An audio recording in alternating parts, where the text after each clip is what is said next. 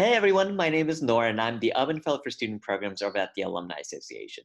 And one of my main roles is to find unique and different ways to connect our current students to the Alumni Network and also increase their awareness of the resources available at the Alumni Association. And one of those resources is the Duke Alumni Network itself. And it's a powerful tool that allows any member of the Duke family, whether you're a faculty member, staff, student, and of course alumnus, to search through our database of more than 170,000 Duke alumni based on degree, location, industry, and more. So no matter who you are in the Duke family, whether you've already graduated or you just set foot on campus, you're all part of this expansive Duke family. And that's what we mean by Forever Duke. And to show you all how well connected we are, we're going to play a game. And that game is called 6 Degrees of Tim Cook, where we're going to connect a random Dookie, that is me, to the CEO of Apple himself, Tim Cook, who got his MBA here in 1988. So let's begin. So I actually started networking with Duke alumni when I was in high school. Kendall Tash, she was the daughter of one of my favorite high school teachers, was also a Duke alumna, and she introduced me to all the opportunities that existed at Duke and convinced me to eventually apply. She was also best friends with David Morris in undergrad, who was also from my hometown, and she also helped him adjust to Duke once he first got here as a first-year undergrad. David Morris was in the same selected living group as Zach Visco, who got his Bachelor's of Science in Engineering in 2017. And given that, he also took a few biomedical engineering classes with young trustee Anna Knight, who, as you can see here, was good friends with Tim Cook on the board of trustees. And this pretty much shows how well connected the Duke Alumni Network can be, where you can just connect a random individual such as myself to the CEO of Apple just through 6 degrees of separation. So although I was able to use the Duke Alumni Network while I was in high school, I was able to use it more extensively while I was in college. So a fun fact about me is that I also do biomechanics research on the side. And given Duke's strong partnership with Nike, I wanted to use the Duke Alumni Network to find researchers working at the company. So using the network, I was actually able to connect with David. Now, although David still worked in the business side of things over at the company, he was able to answer a lot of the questions that I had regarding the company culture over at Nike and how life is really like in the Portland Beaverton area in Oregon. And then afterwards, he was still able to connect me with a researcher, and his name was Ray. And he did that by reviewing my resume and sending a blurb about myself to some of his coworkers over at the company. And now Ray was very helpful because he sent me a quick email and was willing to connect and answer any questions that I had regarding research in the industry. And so he was able to answer questions like how much of his time is allocated towards personal research projects, and was able to provide me with a lot of guidance in terms of what I should really be looking for once I do apply for PhD programs with the intention of applying or with the intention of working in the industry after I get my degree. So this case is very interesting because although David, who was a Duke alumnus, couldn't answer the exact questions that I did have, he was still able to connect me with another individual who's outside the Duke network and was able to answer all the questions that I had regarding research in the industry. So networking 101. So let me guess. When you think about networking, you probably think of this, right? You probably think about your classmates in tech, consulting, and finance going to these career fairs and sharing their business cards with the recruiters, when really networking can be this, or even moments like this. And that's because networking is all about relationship building. It isn't just a niche activity for certain industries. And think about it. Just like these first years over here in the bottom corner, you were also walking around when you first stepped onto Duke's campus and getting to know your classmates, talking to others, and getting to know more about them. So in reality, you've been networking this whole time. So many of you all are probably familiar with how to network and what really networking is, but creating that first message on the Duke Alumni Network can be somewhat intimidating. And so when you first start off, you want to introduce yourself, talk about who you are, what you're studying, what you're involved in, where you're from, just so the alumnus has a better idea of who they are actually being contacted by. Afterwards, you got to make a connection. Why did you choose to message that alumnus out of the 170,000 Duke alumni that we have? You may have a simple connection, such as being in the same extracurricular activities, such as the same dance group or living in the same dorm. But you also got to bear in mind that even having that Duke connection can go a long way when making that message. Next, you got to have an action item. And this doesn't mean that you should go big or go home. And please, please, please do not ask for a job or an internship offer with that first message. But through this action item, you can start off small, such as asking simple questions, such as like how the company culture is like out wherever this certain alumnus is working, or how the city that they're in or that they're living in is, and questions such as how they use their Duke experience to get to where they are today. Simple questions like these can easily break the ice when you're connecting with a certain alumnus, and I highly encourage you all to do that. And then afterwards, like after you've built a certain strong relationship with a specific alumnus, then I would encourage you all to finally go for that final action item, whether it be getting a reference letter or getting a job offer or getting an internship offer and so on. Lastly, you really got to thank your alumnus in advance. They are taking time out of their day to create thoughtful responses to your emails, and they really appreciate being thanked ahead of time. So expectations versus reality. So you've gone in, you followed these 4 helpful tips, and you've crafted a beautiful message for that specific alumnus, and you think you're going to get a reply. When in reality, that may not happen all the time. So I'm not trying to say this to shoot you all down and discourage you all, but I'm really just being real with you all. National statistics typically show that there's typically around a 40% reply rate to networking emails. So chances are half the emails that you send on the alumni network may not be replied to, and that is perfectly okay, and that's normal. Maybe a specific alumnus is having a super busy week. Maybe that individual um, has emails that often go to spam. There's so many different factors that you don't have control over regarding whether or not an alumnus may reply to your email. So after you send that first email, just wait a while. Wait one more business week and see whether or not that alumnus replies. If that alumnus doesn't reply, send another email, and that's your second email. If that specific individual doesn't reply again within another business week, send that third email. If that alumnus doesn't reply to your third email, you should probably move on. And as I mentioned earlier, we've got nearly 170,000 Duke alumni on this network. Go on again, try to use the same search filters and try to find another alumnus that may be able to reply to your email. You've got plenty of options on the alumni network. So now we're going to go through the Duke Alumni Network. And so this page that I want you all, especially students, to go on is Alumni.Duke.Edu/students. So this is the front door to the network. And on this website, you'll find a series of games in which students, and honestly any of our visitors, can really realize the power behind the alumni network itself. So say you're a student and you're looking for alums that are involved in hospitality.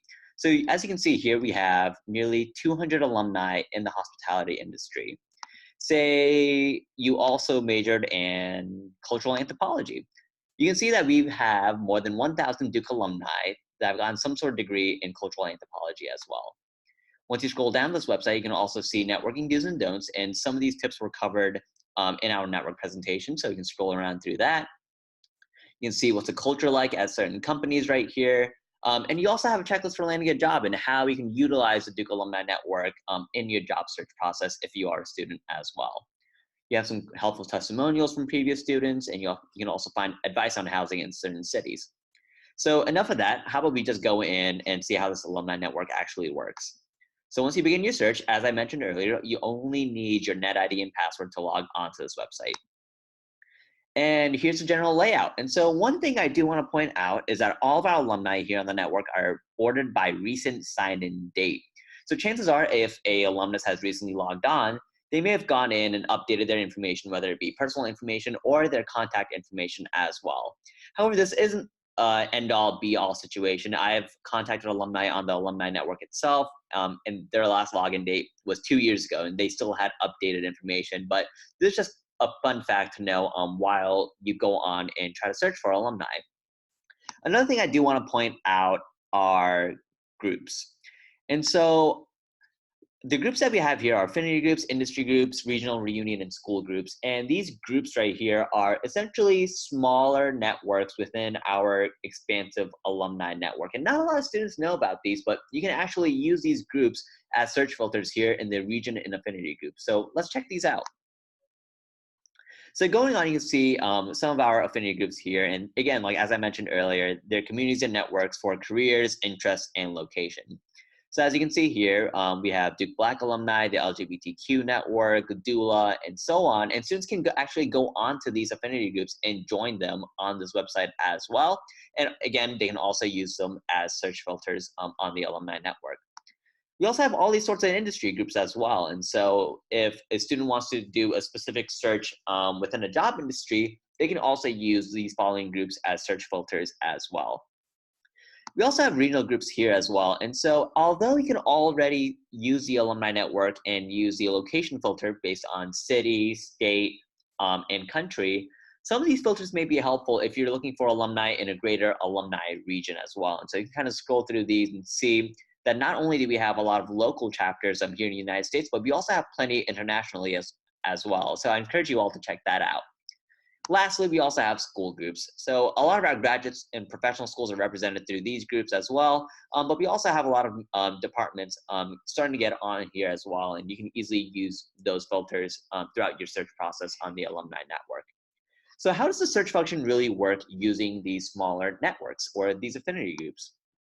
So let's use Duke Black Alumni, for example. So once we go on here, this is your standard page for a specific affinity, industry, or school group. If you're a student, you can easily join the group right here. You can see what this group has done on social media, what upcoming events that they have, their current members, and so on. You can also learn more. And going on, you can see their mission statement and how an individual can be more involved with this affinity group itself. And then you can also do search all members. And so that's how you can actually search within a specific affinity, industry, or school group.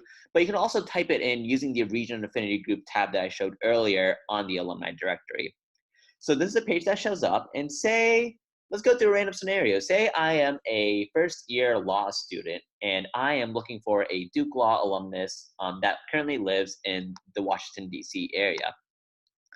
So I can go in here, I can type in School of Law. I can also go and type in District of Columbia for the state. And as you can see here, we have around 31 alumni that graduated from Duke Law and are living in Washington, D.C. How about if I am a current undergraduate and I still want to search for alumni that only received a bachelor's degree here from Duke, but also majored in computer science and are still affiliated with the Duke Black Alumni Affinity Group. Again, I just put in computer science as my search filter for majors and minors and programs, and put in Trinity and Pratt as the only requirements as for schooling, because they are our two primary undergraduate institutions. And as you can see here, we still have 154 Duke alumni that have joined the Duke Black Alumni Affinity Group who have majored in computer science and have graduated either from Trinity or Pratt. Now, notice that I said or. If you are to use two different search categories within the same box, the search filter will look for alumni that fill either one of those categories. So, for example, through this search filter right here, this search function looked for alumni that either graduated from Trinity or graduated from Pratt. So if you were to use multiple schools on here in another example, it wouldn't try to look for alumni that graduated from both. So try to keep that in mind while you use the search filters on the Duke Alumni Network. So let's go back onto the alumni directory, and how about let's do a general search outside of an affinity group. Let's just say we want to look for alumni within the nonprofit industry, but also graduated from an undergraduate institution, so Trinity or Pratt School of Engineering, and also live in Durham. So as you can see here, we have 8 alumni that fulfill those categories. And contacting an alum is as easy as tapping their name and looking through their profile. And so how does one's profile actually look as an alumnus? So let's go on my profile.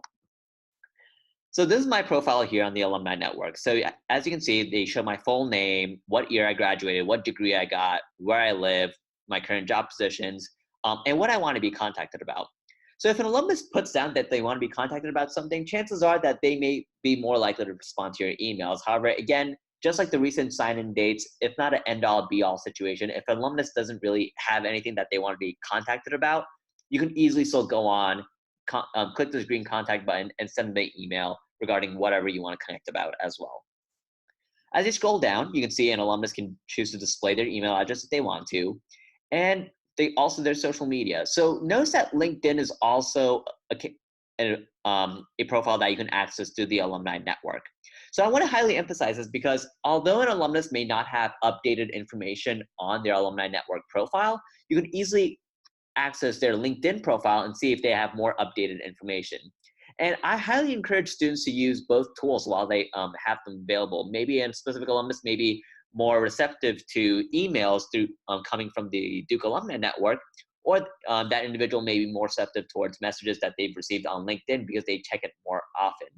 So I highly encourage you all to use both tools while they're at your disposal. Also, you can go through their at Duke information. So you can see all sorts of degrees I earned, my majors, residence hall, activities, awards. So you're probably wondering why all this information is on there. And I highly encourage students to actually look at this information and try to find connecting points between themselves and the alumnus as well. So maybe a specific student, like an undergraduate right now, may be like, oh, hey, I was involved in tour guides. Let's talk about the tour guide program and how ways in which we can improve it. And things like that, or like being a part of the first generation college network. So finding connections like these are what students should do when they're establishing that connection through that first message with a specific alumnus.